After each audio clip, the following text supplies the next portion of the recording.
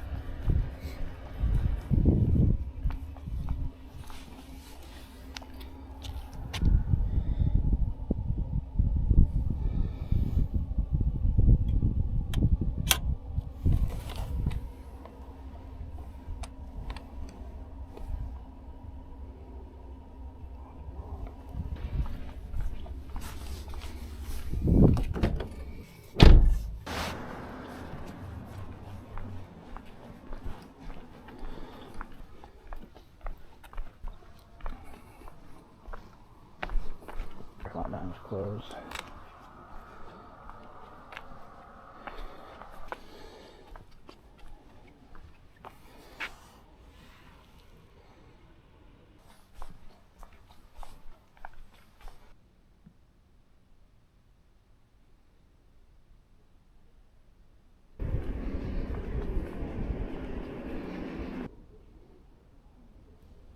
Vertical shot. Alright, last aperture on this bad boy.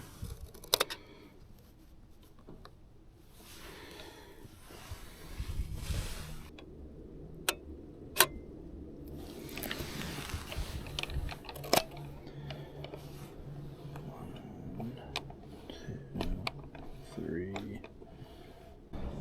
This one.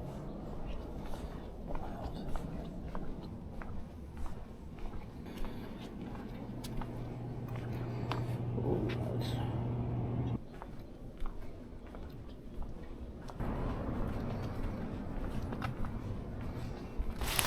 No, close down.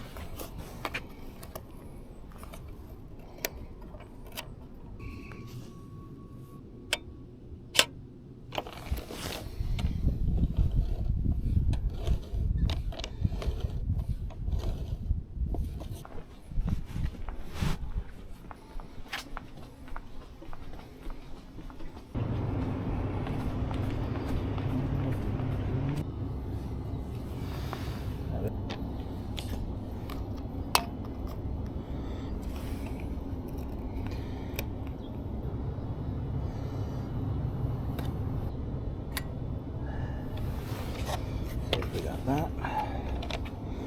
1, 2, 3, 4. God, I hate people.